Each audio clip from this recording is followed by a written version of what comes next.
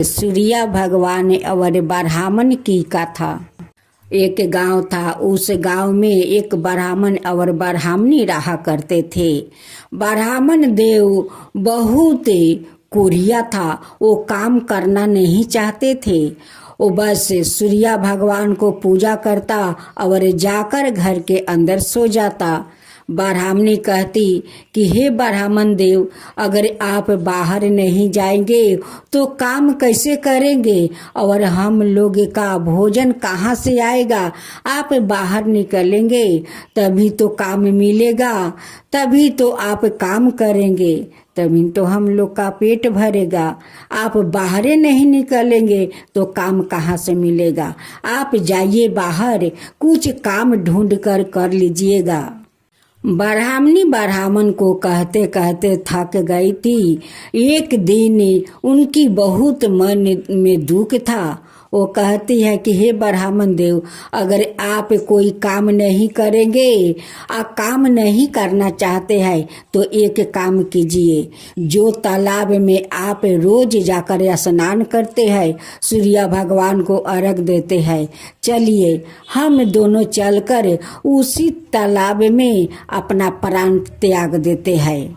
नहीं हम लोग रहेंगे और नहीं आपको काम करना पड़ेगा। चलिए उस तालाब में चलकर हम लोग डुबकी लगा देते हैं और अपना प्राण को त्याग देते हैं। ये बात सुनकर ब्राह्मण को बहुत दुख लगा।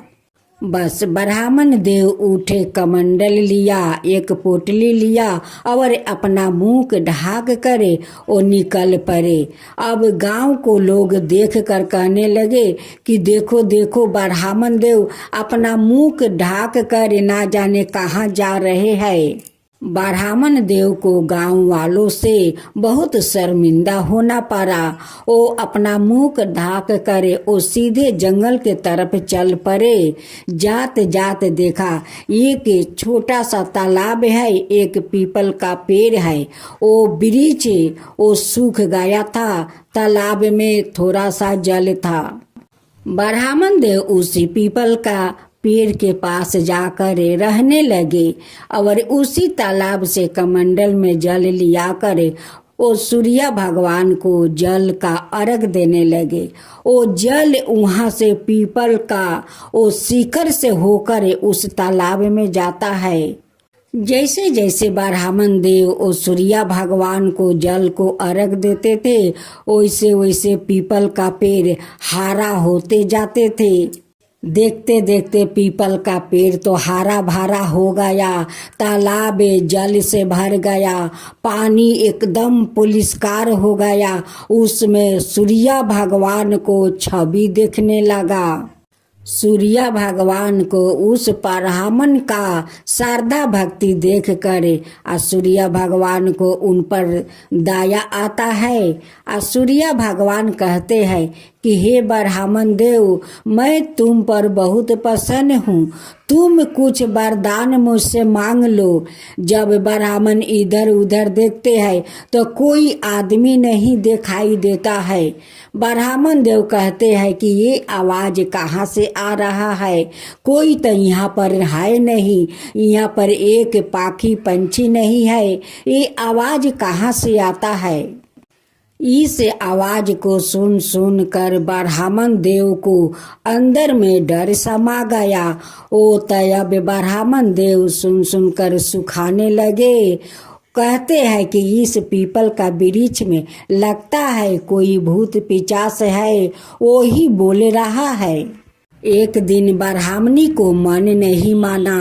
वो ब्राह्मण को ढूंढते ढूंढते उस जंगल में पहुंच जाती है जहां ब्राह्मण देव वो पीपल के वृक्ष के पास रहते थे। जब ब्राह्मणी को नजर पड़ा ब्राह्मण पर तो कहती है कि ब्राह्मण देव तो घर से निकला था, हाटा गाठा था, अब ब्राह्मण देव को क्या हो गया कि इतना दुबला पतला हो गया है। ब्राह्मणी ब्राह्मण देव से पूछती है कि हे ब्राह्मण देव, आप तो घर से आए थे तो बहुत स्वच्छ थे, हटे घटे थे, अब आपको क्या हो गया है कि आप इतना दुबला पतला हो गए हैं।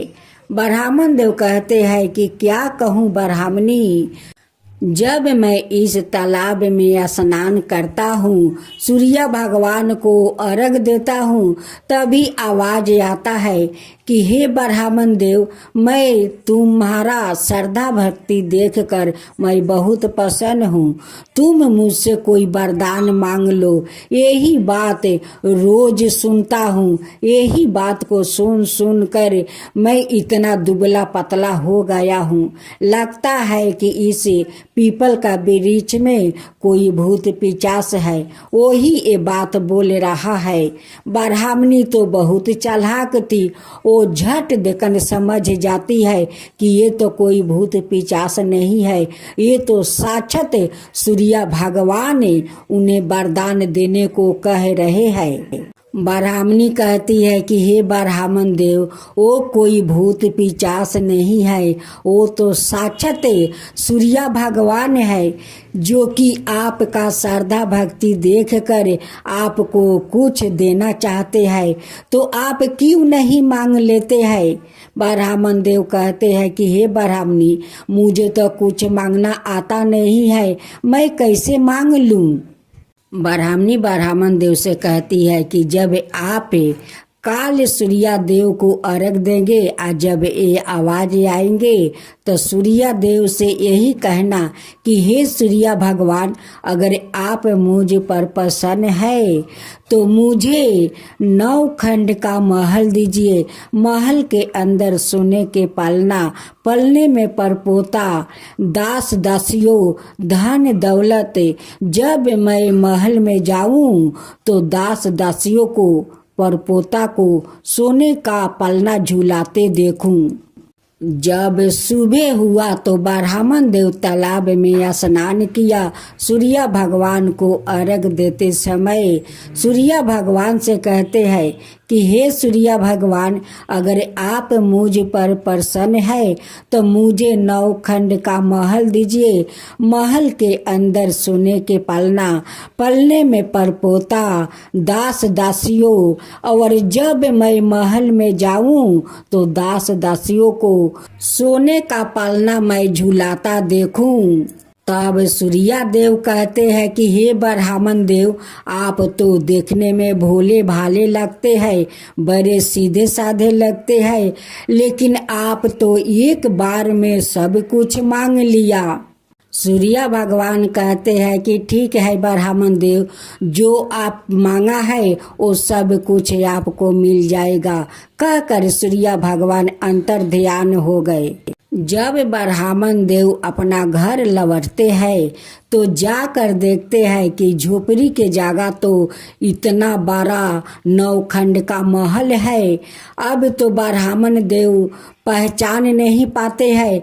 एक दासी उस महल से निकलती है, उस दासी से पूछते हैं कि अच्छा बहन बताओ, तो यहाँ पर एक टूटा सा खेर का घर था, उस घर में मेरी ब्राह्मणी रहती थी, वो ब्राह्मणी कहाँ गई।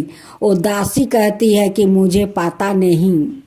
वैसे ही ब्राह्मणी उस महल से सजे धजे उस आभूषण में निकलती है। कहती है कि हे ब्राह्मण देव, ये आपका ही महल है, आपका ही ये भक्ति का फल है, जो सूर्य देव आप पर प्रसन्न होकर ये 9 खंड का महल दिया है। ये सारे धन दौलत, ये सारे दास दास आपका ही भक्ति का फल है। सूर्य देव आप पर बहुत कृपा किया है कि आपको इतना सारे धन दौलत 9 खंड का महल दिया है। उसी गांव में एक राजा था। जब राजा का पता चला कि उस ब्राह्मण को रातारात्रि 9 खंड का महल, इतना सारे दास दासी धन दौलत कहाँ से आया, राजा अपना नौकर से कहता है कि जाओ ब्राह्मण को बोला कर लाओ। नौकर आता है और कहते हैं कि हे ब्राह्मण देव, आपको महाराज जी बुलाया है। ब्राह्मण देव राजा को दरबार में जाते हैं। राजा कहते हैं कि हे ब्राह्मण देव, काल तो तुम्हारा घर में एक दाना भी नहीं था, रहने को घर भी नहीं था, और राताराती इतना बड़ा महल, इतना धन दौलत, दास दासी, ये सारे कहाँ से आ गया? कहीं तुम चोरी डकैती तो नहीं किया, कहीं किसी को धन तो नहीं लूटा कि राताराती इतना बड़ा आदमी बन गया? तब ब्राह्मण देव हाथ जोड़कर कहते हैं कि नहीं महाराज, ये तो सूर्य भगवान का कृपा है, उन्हीं का कृपा से तो ये सारा धन दौलत महल है, उन्हीं के कृपा से तो सब कुछ हुआ है। तब राजा कहते हैं कि ऐसा बात है तो हे ब्राह्मण देव, मेरा तो कोई संतान नहीं है, इतना बड़ा महल तो है, धन दौलत है, सब कुछ मेरा पास है, लेकिन मेरा कोई संतान नहीं है। आप मुझे भी सूर्य भगवान को पूजा विधि बताइए, मैं भी करूं। ब्राह्मण देव कहते हैं कि हे राजा सुनिए, मैं बताता हूँ।